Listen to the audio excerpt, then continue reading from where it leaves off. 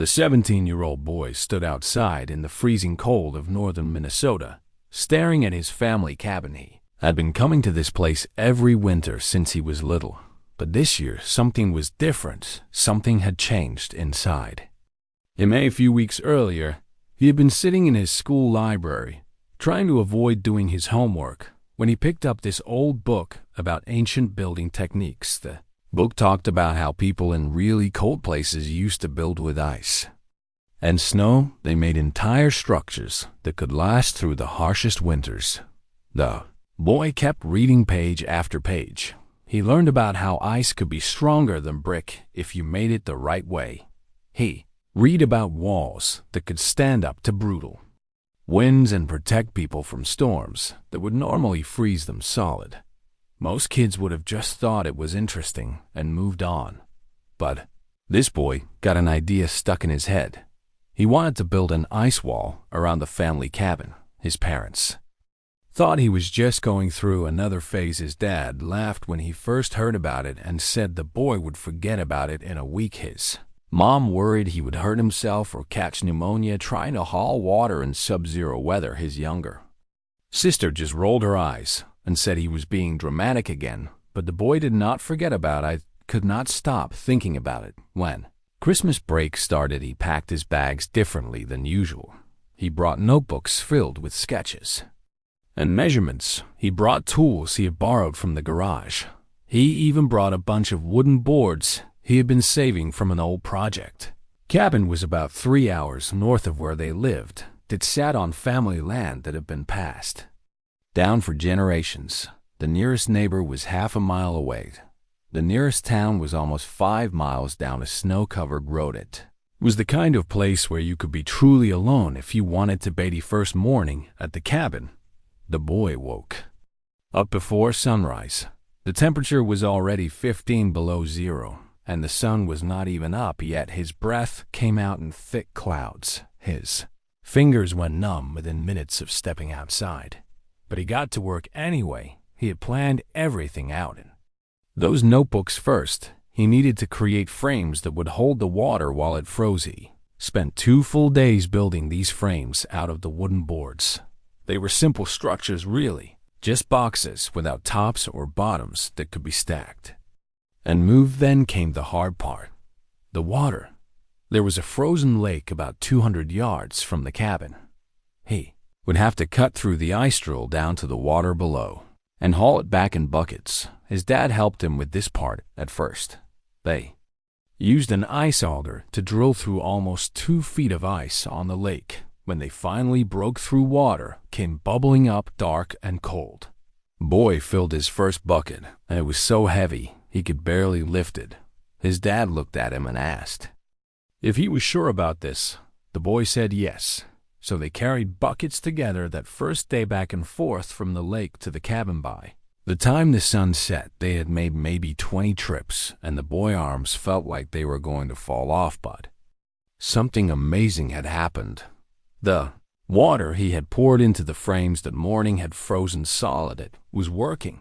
Over the next few weeks, the boy fell into a rhythm. Wake up before dawn, eat a quick breakfast, bundle up in every layer of clothing he own, walk to the lake, drill through the ice if the hole had frozen over, fill the buckets, carry then back, pour them into the frames. Repeat. Some days his dad helped.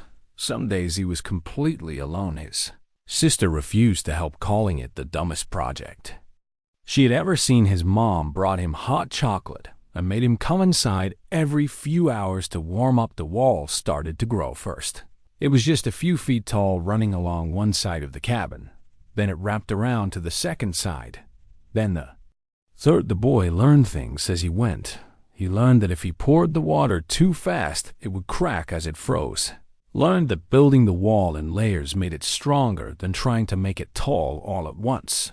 He learned that the colder it was outside, the faster the ice would set. And northern Minnesota in January was very, very cold. There were days when the temperature dropped to 30 below, days when the wind chill made it feel like 50 below. On those days, even 5 minutes outside was dangerous. But the boy kept going. By the middle of January, something incredible had taken shape. A Wall of ice almost 6 feet tall and 2 feet thick surrounded the entire cabinet, caught the sunlight, and threw it back in 1,000 different directions. It looked like something out of a fairy tale. The first person to see it besides his family was old Mr. Peterson from down the road. He had been snowmobiling past and stopped dead when he saw what the boy had built. He just sat there on his snowmobile staring with his mouth open. Then he drove into town and told everyone what he had seen. Within days, people started showing up. They came on snowmobiles and cross-country skis. They took pictures and videos. Someone called the local news station. A reporter showed up with a cameraman. They interviewed the boy, asking him why he had done it. Did not really have a good answer. He just said he wanted to see if he could. The story ran on the evening news. Then it got picked up by a bigger station. Then another. Within a week, the ice wall was all over social media. People were calling it the Ice Fortress. They were calling the boy a genius. Some were calling him crazy. His parents were shocked by all the attention. His sister suddenly thought it was cool and started posting about it online. But the boy just felt proud. He had done something nobody thought he could do. He had taken an idea from an old library book and made it real with his own 2 hands. Standing there looking at his finished wall, he felt like he had proven something important, not to everyone else, but to himself. He had no idea that in just a few days, everything would change. He had no idea what was coming. He had no idea that his ice wall was about to become something much bigger than just a winter project. Something was already happening that he had not noticed yet. Something in the woods around the cabin. Something that would make everyone look at his wall in a completely different way. It started with the fox. The boy first noticed it on a Tuesday morning, about a week after he had finished the wall. He was drinking coffee by the cabin window when he saw a flash of red moving outside.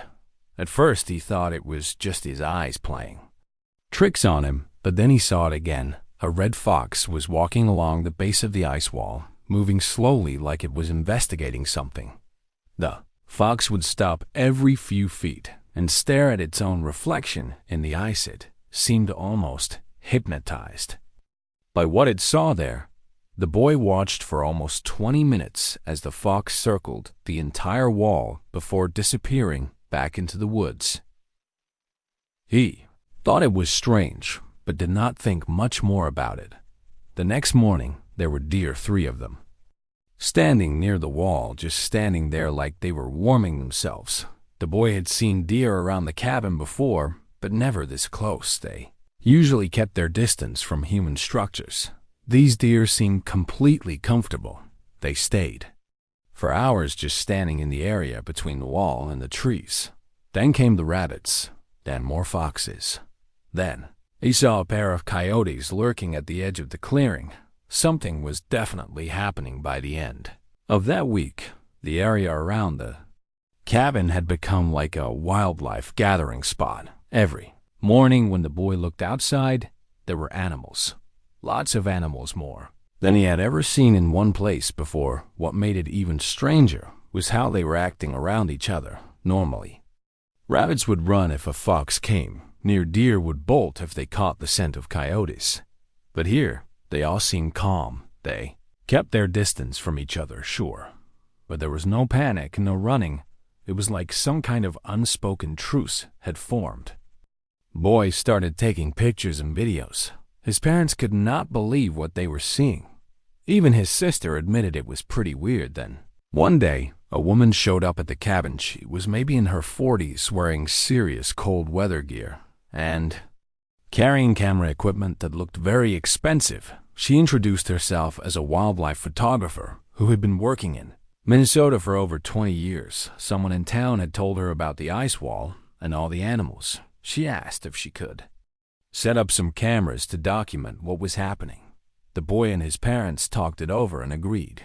They were curious too. The photographer, whose name was Linda, spent an entire day setting up motion-activated cameras at different points around the wall. She also set up a few regular cameras on tripods that would take pictures every few minutes. When she was done, she sat down with the family and shared her theory. She believed the ice wall was creating what scientists call a microclimate, a small area where the weather conditions were different from the surrounding environment.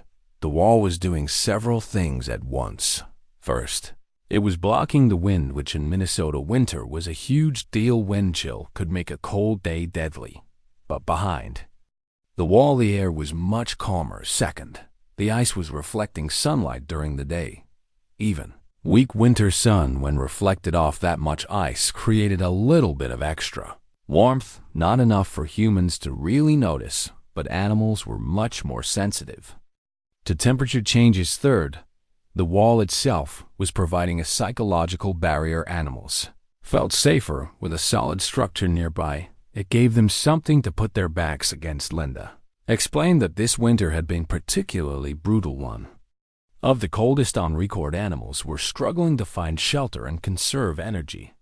The area around the ice wall had become an oasis of sorts, a place where they could rest without fighting the wind, a place where temperatures were maybe just a few degrees warmer. Those few degrees could mean the difference between life and death. The boy listened to all this, feeling amazed. He had just wanted to build something cool. He had not thought about how it might affect the wildlife. Linda asked if she could come back regularly to check the cameras and document what was happening. The family agreed. Over the next 2 weeks, Linda visited almost every other day. The footage she was collecting was remarkable.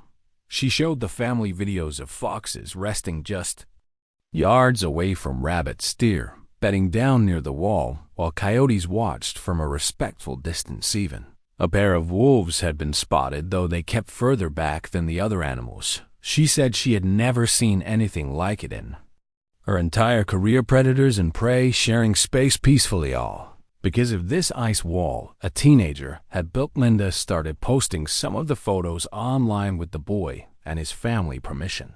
The response was immediate and overwhelming. Within days, the images had been shared thousands of times. News outlets picked up the story again, but this time the focus was different. It was not just about a kid building an ice wall anymore. It was about how that wall had created an unexpected sanctuary for struggling wildlife. Scientists from the state university reached out wanting to study the phenomenon. Biology professors talked about doing research papers. Animal behavior experts wanted to set up their own monitoring equipment. The boy found himself doing interviews over the phone, explaining what he had built and watching as Linda showed her footage to researchers over video calls. It was exciting and overwhelming at the same time. But then something else started happening. People started showing up. At first, it was just a few curious locals who wanted to see the wall and the animals for themselves. The boy and his parents did not mind. They would let people park near the cabin and walk around a bit.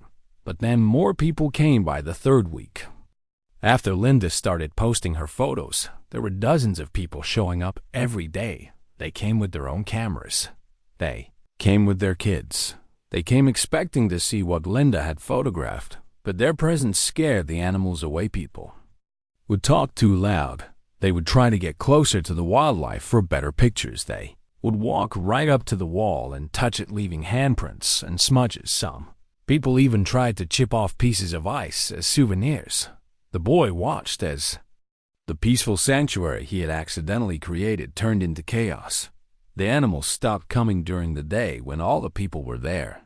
They only showed up at night now when it was quiet. Linda motion cameras still caught them, but the magic of what had been happening was fading.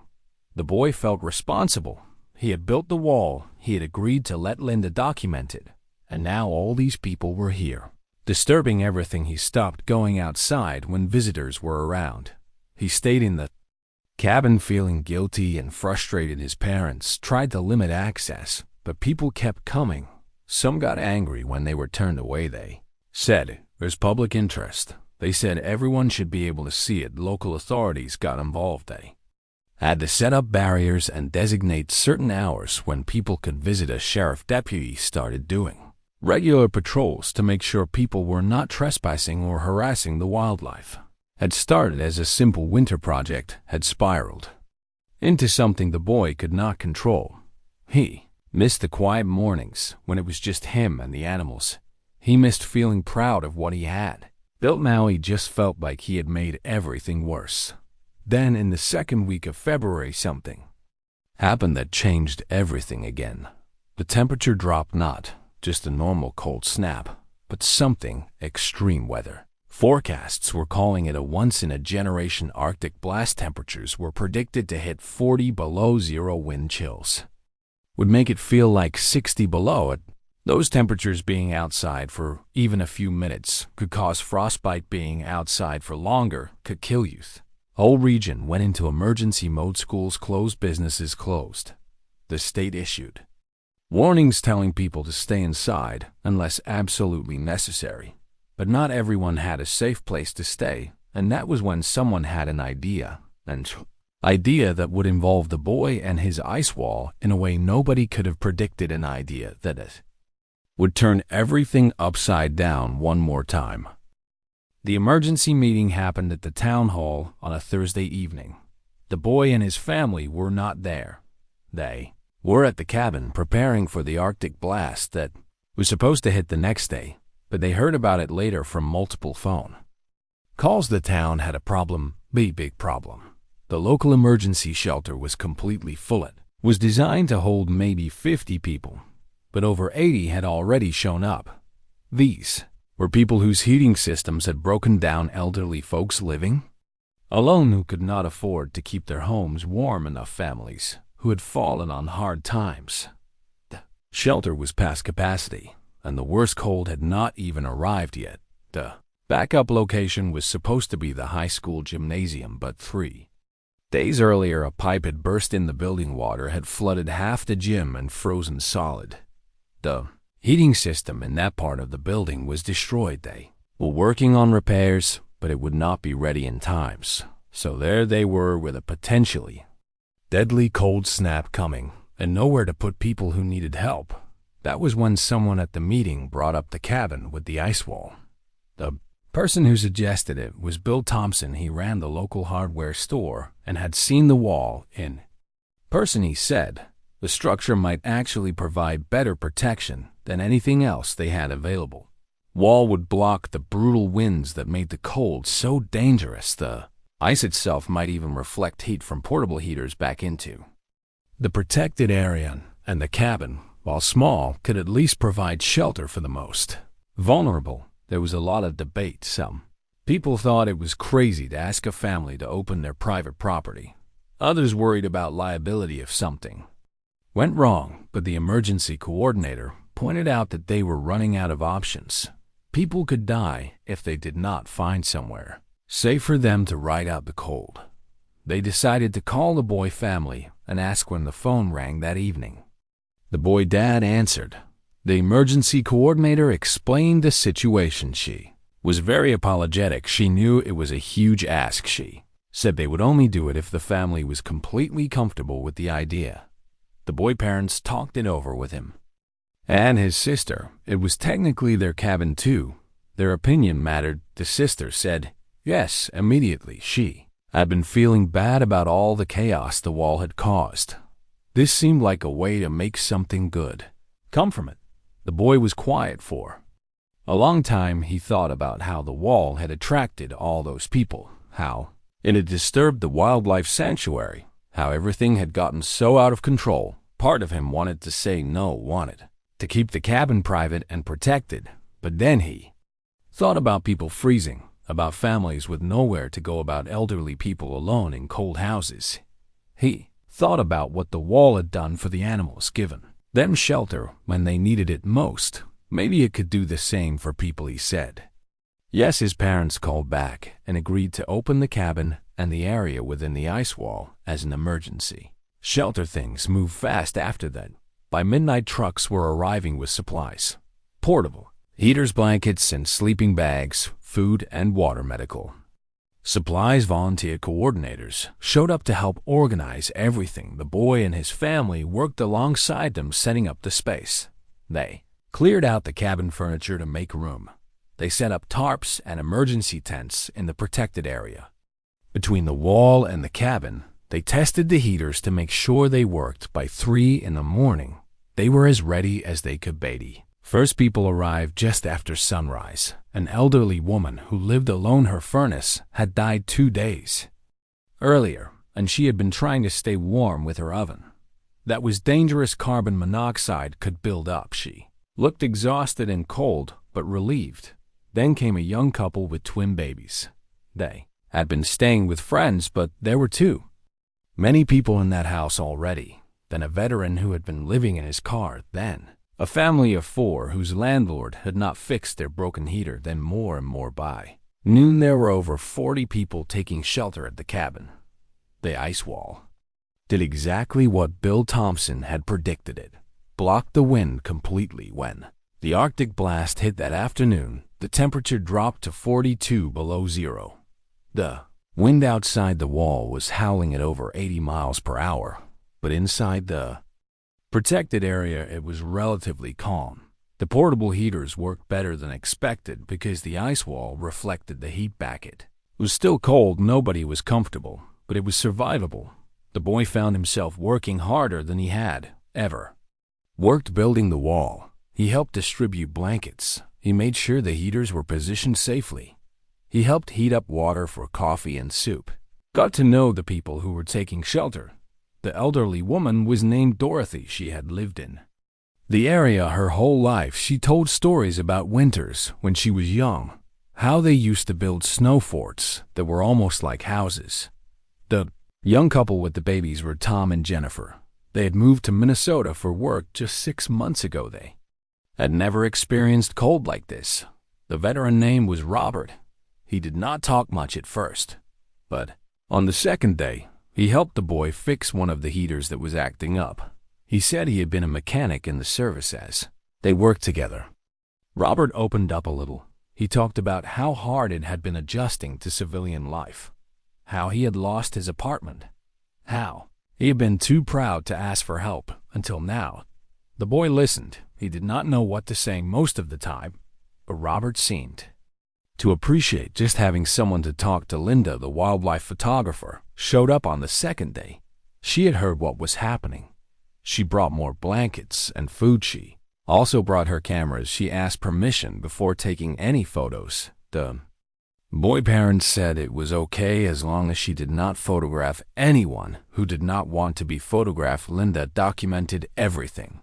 The families huddled together, the volunteers working around the clock, the ice wall standing strong against the brutal wind. She even set up one of her motion cameras. It captured something beautiful at night when most people were sleeping. Animals started appearing again. The deer came back, the foxes, even a few rabbits. They were cautious, but they came close to the wall. In one image, a deer stood just a few feet from where a family was sleeping in a tent. Two completely different species, both seeking the same shelter, both finding it in the same place. Linda showed the boy the image, and he felt something shift inside him. All the stress and guilt he had been carrying started to fade. The wall had caused problems. Yes, it had attracted crowds and disturbed things, but now it was serving its true purpose, protecting those who needed protection. On the third day, the temperature finally started to rise. The Arctic blast was moving on. The emergency coordinator announced that the shelter could probably close by evening. People started making arrangements to go back to their homes. Repair crews had been working overtime to fix heating systems. The regular shelter had opened up more space, but nobody rushed to leave. People sat around talking, sharing food, swapping phone numbers. Dorothy told the young couple with the babies that if they ever needed anything to call her. Robert exchanged information with one of the volunteers who knew about job opportunities. The boy watched it all, feeling something he had not felt in weeks. Pride. But it was a different kind of pride than when he first finished building the wall. This was not about proving he could do something. It was about being part of something bigger. That evening, as the last families packed up to leave, Tom and Jennifer came over to thank the boy and his family. Jennifer was holding one of the twins. She said they would never forget this, that their babies had been safe because of what the boy had built. The boy did not know what to say. He just nodded after everyone left. The boy walked outside. The ice wall was still standing, but it looked different now. There were handprints on it from kids who had touched it, scuff marks from where people had leaned against it, spots where the ice had melted slightly from the heater warmth, and then refrozen. It was not perfect anymore, but somehow that made it better. Linda came out and stood next to him. She had been documenting the whole thing. She said she was going to write an article about it, not just about the wildlife, but about everything, about how a 17-year-old kid had accidentally created something that brought together animals and people, about how sometimes the things we build end up serving purposes we never imagined. Boy looked at the wall and thought about the fox that had first appeared, about the deer, about Dorothy and Robert and Tom and Jennifer, and everyone else. He thought about how cold it still was, how spring was still months away. The wall would melt eventually, probably by April, but what it had done would last longer than that. He did not know it yet, but the story was far from over. What happened at the cabin during those 3 days was about to create ripples that would spread far beyond their small town. The wall still had more to give, more to teach, and the boys still had more to learn. Linda's article came out 2 weeks after the emergency shelter closed. It was not in a small local paper. It was in a major national magazine.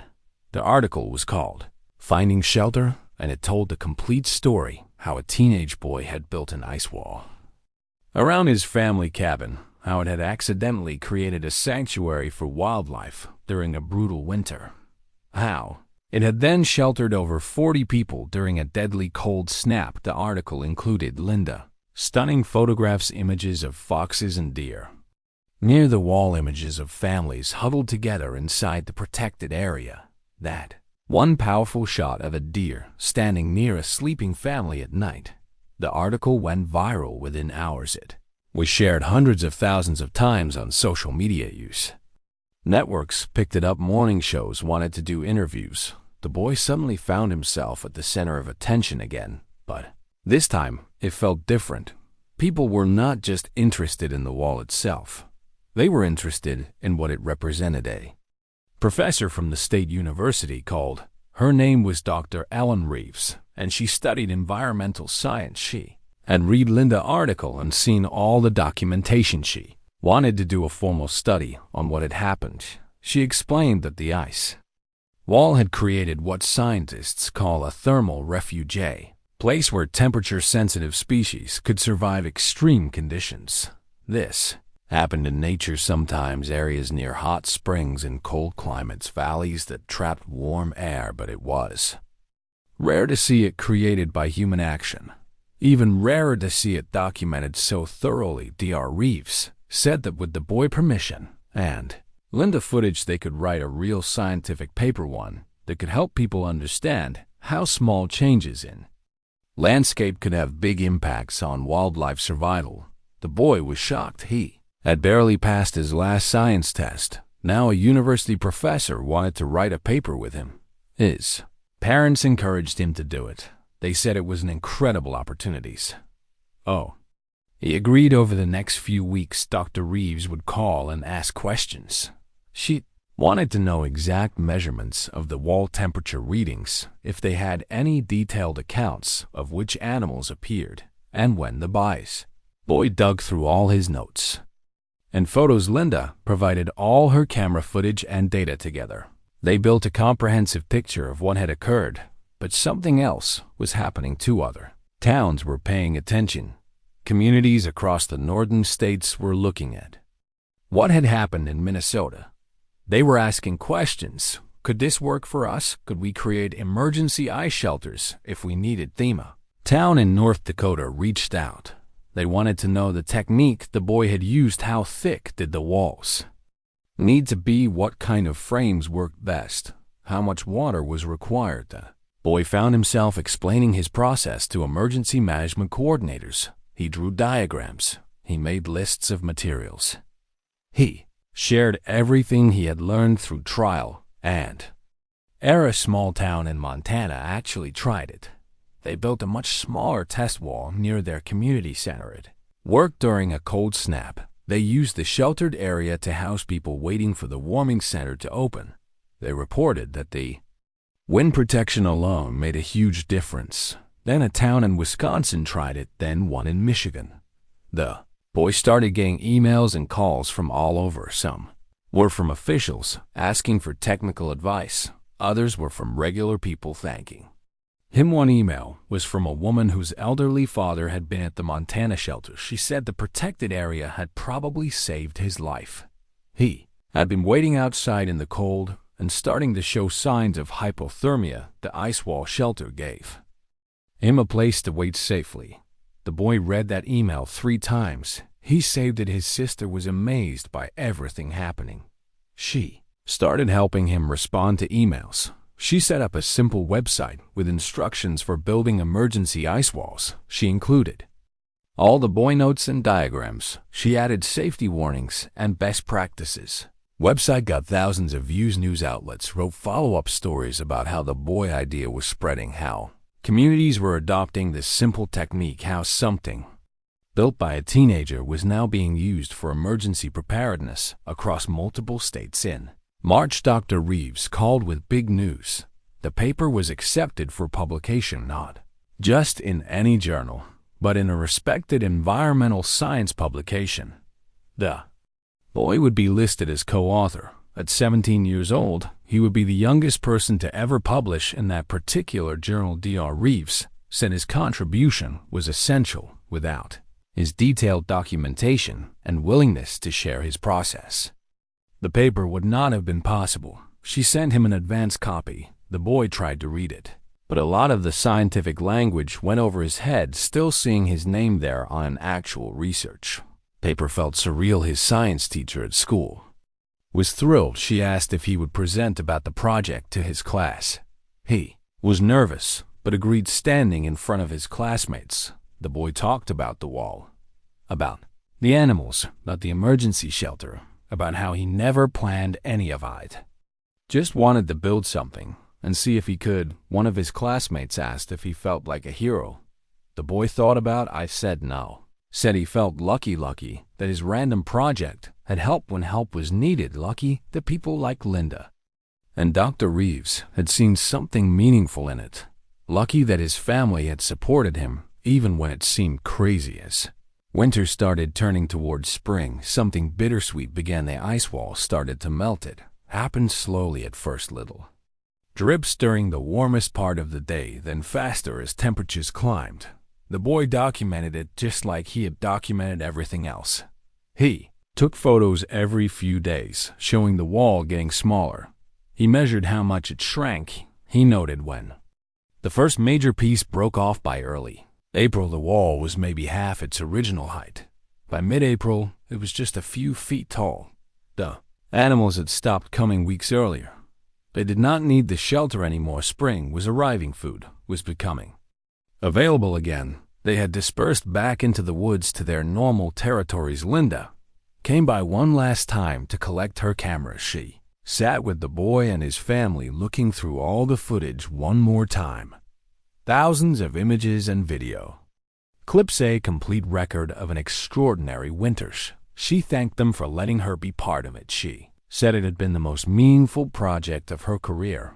After she left, the boy went outside. The wall was almost gone, now just some irregular lumps of ice that would be completely melted within days. He thought about everything that had happened, about the fox that started it all, about Dorothy and Robert, and all the others who had found shelter, about Dr. Reeves and the scientific paper, about towns in other states building their own walls, about his name on a research publication. All of it because he had read a book in the library and decided to try something. He thought about going back to regular life, back to school and homework and normal teenage stuff. Part of him was ready for that, ready to just be a regular kid again, but part of him knew he would never be quite the same. The wall had taught him something important, that you do not always know what your actions will create, that sometimes the best things happen by accident, that being willing to try something different can lead to places you never imagined. His dad came out and stood next to him. They looked at what was left of the wall together. His dad said he was proud, not just of the wall, but of how the boy had handled everything that came after all. The attention, all the responsibility. The boy thanked him. They stood there in comfortable silence.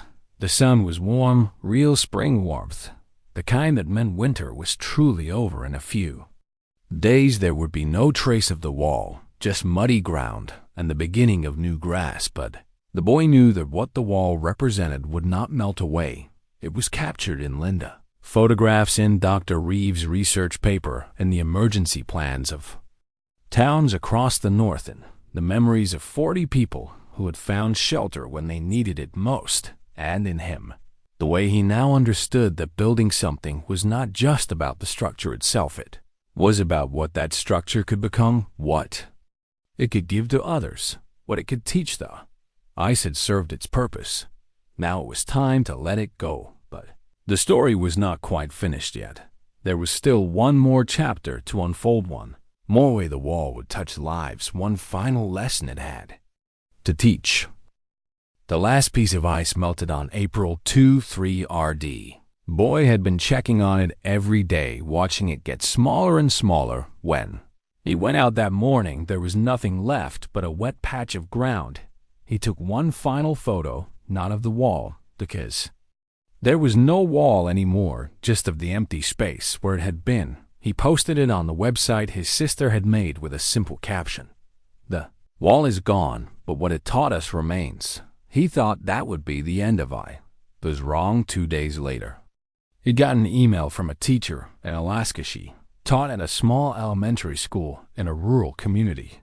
She had been following the whole story with her students. They had read about the wall, looked at Linda photographs, talked about wildlife and survival, and helping others. The teacher said her students had a question. Could they build their own ice wall as a class project next winter? Not a big one, just something small around part of their playground. They wanted to see if it would attract animals like the boy wall had. They wanted to learn by doing. The boy wrote back immediately. He said yes. He sent them all his notes and diagrams. He offered to answer any questions they had. The teacher was thrilled. She said they would document everything and send him updates. That email started something unexpected. More teachers reached out. A middle school in Vermont, a high school in Wyoming, even a homeschool group in northern Maine. They all wanted to do similar projects with their students. They wanted to teach about science and nature and community through hands-on building. Boy found himself becoming an accidental educator. He created better instructions. He made simple videos explaining the key steps.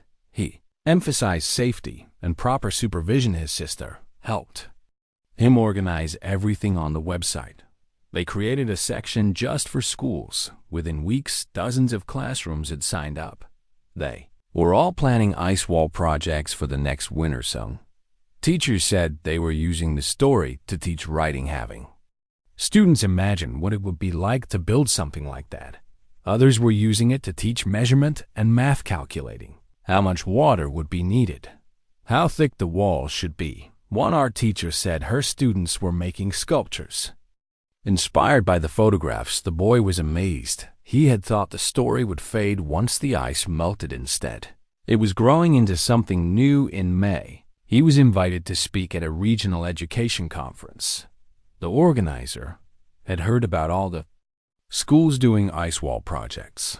They wanted the boy to talk about his experience. He was terrified. Speaking to his class was one thing. Speaking to hundreds of teachers was completely different. But his parents encouraged him. His sister said she would help him prepare, so he wrote a speech. He practiced it over and over. When the day came, he was so nervous. He felt sick, but then he got on stage and started talking. He told the whole story from the beginning, about the library book, about hauling water in freezing cold, about the animals, about the emergency shelter, about everything that came after. He showed Linda photographs on a big screen. He talked about what he had learned, not just about building with ice, but about how one small action can ripple outward in ways you never expect. When he finished, the teachers gave him a standing ovation. During the question and answer session, one teacher asked something that made him think. She asked what he would say to other young people who wanted to try something. Big something that seemed impossible. The boy thought carefully before answering. He said that you do not have to have everything figured out. You do not have to know where your project will lead you. Just have to be willing to start, to try to keep going, even when it is hard. He said that failure is okay, that most of his early attempts at the wall did not work perfectly. He had to learn and adjust as he went. And most importantly, he said, do not build things just to prove something to others. Build things because you are curious, because you want to see if you can, because you care about making something real. The authenticity matters more than perfection. After the conference, several teachers came up to talk with him. One of them was from a school in a low-income area. She said her students often felt like they could not do anything important, like big achievements were only for other people. She wanted to use the ice wall story to show them that meaningful things can come from anywhere, from anyone, even a 17-year-old kid in Minnesota. The conversation stayed with the boy for a long time. In June, Dr. Reeves invited him to the university. The research paper had been published, and she wanted him to see the campus, to meet some of the other researchers, to understand what he had contributed to walking through the science building. The boy felt out of place.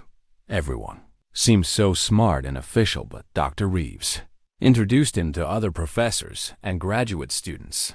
They treated him like a colleague. They asked serious questions about his observations. They valued his input. One graduate student was already planning follow-up research. She wanted to study other human-made structures that might create similar microclimates. She said the boy work had opened up new questions. That was what good research did not just answer questions. It created new ones. Summer came and life started to feel normal again. The boy hung out with friends. He got a part-time job. He did regular teenage things. But something had fundamentally changed. He looked at the world differently now. When he saw a problem, he thought about solutions. When he had an idea, he thought about trying. I was less afraid of failure, more willing to experiment. His sister noticed the change. She said he seemed more confident, not in a cocky way, just more comfortable with himself. In August, he started thinking about the next winter.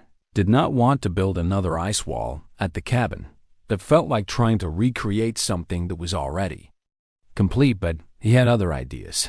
He thought about building small shelters for stray animals in town, or creating windbreaks for bus stops where people had to wait in the cold. Small projects, practical things that could help. He talked to his parents about it. They said whatever he wanted to try, they would support him. The website his sister had created kept growing. Teachers were still signing up for the winter classroom projects. People shared their own ice building experiments. Linda posted updates about her wildlife photography work. Someone created a forum where people could share tips and techniques. It had become a little community all because of one winter project. In September, the boy started his senior year of high school. College applications were looming. He had no idea what he wanted to study. But then his guidance counselor suggested he write his college essay about the ice wall. At first he resisted. It seemed like bragging. But his counselor said it was not about bragging. It was about showing how he thinks, how he approaches challenges, how he learned from unexpected success. So he wrote the essay. He titled it, What Ice Taught Me. Wrote about curiosity and persistence, about unintended consequences, both good and challenging, about community and responsibility, about how building something physical taught him things no classroom ever had. He wrote about the fox that changed everything, about Dorothy and Robert, about Dr. Reeves and Linda, about all the people who had been part of the story. He ended the essay by saying that the best lessons come when we are willing to try things without knowing exactly where they will lead. That uncertainty is not something to fear. It is where growth happens. His English teacher read the essay and cried. She said it was one of the best pieces of student writing she had ever seen. When winter came again, the boy watched with interest as schools across the north started their ice wall projects. They sent him photos and updates. Some worked perfectly, others had problems and had to adjust. All of them were learning that Alaska elementary school that had first reached out sent a video there. Wall was small but solid, and just like the boy had experienced, they started seeing more animals, Arctic hares, foxes even. A moose came by once.